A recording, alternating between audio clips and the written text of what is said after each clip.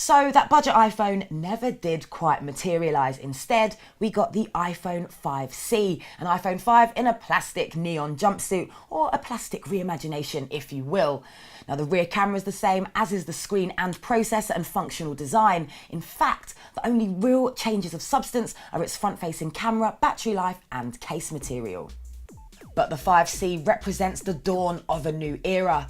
Colourful overcoats are in, boring black is out. And it's hard not to miss Apple's slightly cheaper offering, which is available in a selection of 5 colours, which ultimately distinguishes it from the iPhone 5, so will no doubt appeal to those who want to be different. The good news is, the 5C doesn't feel cheap and plasticky in the hand. That's probably because the 5C isn't cheap. And to spruce things up even more, Apple has designed its own Connect 4 style cases for a bit of colour contrast. The iPhone 5C comes with iOS 7, Apple's most dramatic revamp of its operating system to date. Gone is the stale skeuomorphism and textures, replaced by minimalist yet attractive icons, ultra-thin font, subtle transparencies and lovely animations. All new gestures like the swipe up to reveal the control center panel and left and right swipes in Mail and within folders are all much welcomed features. Best of all, it's still immediately recognisable, so iOS users should feel right at home. iOS 7 is critical to the 5C's appeal as much as its plastic overcoat. It even themes an interface with its vivid casing. It's that themed. And it really is a gorgeous OS and a deceptively huge improvement over iOS 6, complemented nicely by the slightly shifting wallpaper. The widgets and live tiles of Android and Windows Phone 8 are still missing, but you'll still find Apple borrows from both in order to deliver its new and slick smartphone experience.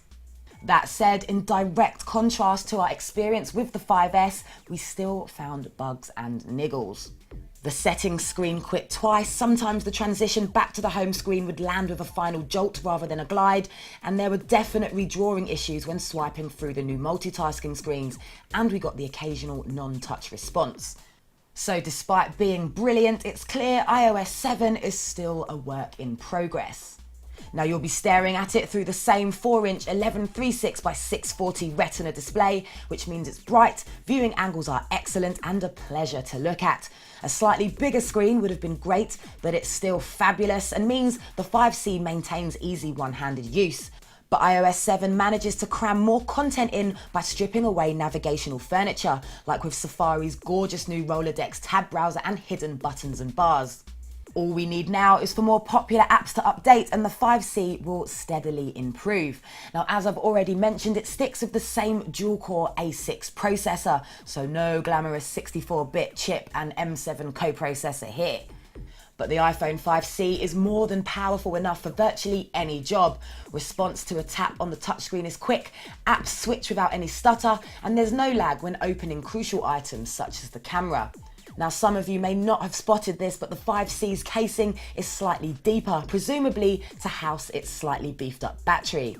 Our 5C showed 85% remaining after around 14 to 15 hours of standby and several hours of use, so pretty impressive, but more importantly, it could mean 2 days of light use before needing a recharge.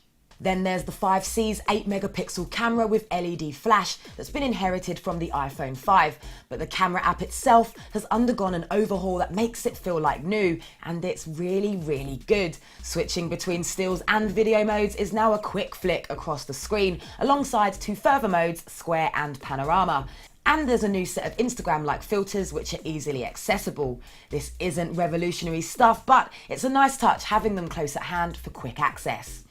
Switch to video mode and you'll find the same 1080p recording featured in the iPhone 5, along with 720p from the 1.2 megapixel front-facing camera, which now has more pixels and improved backside illumination.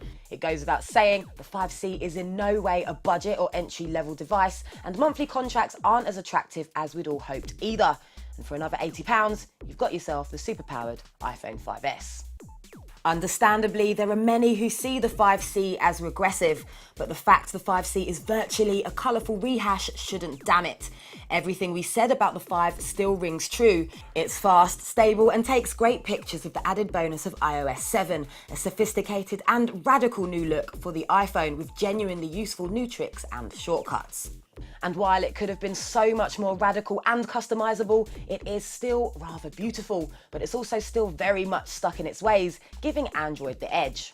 The iPhone 5C doesn't compete with the features offered by main rivals, but the 5C is another small step towards a more affordable iPhone. So if you were to pick an iPhone that wasn't cutting edge, but still had everything most people need, the iPhone 5C is it.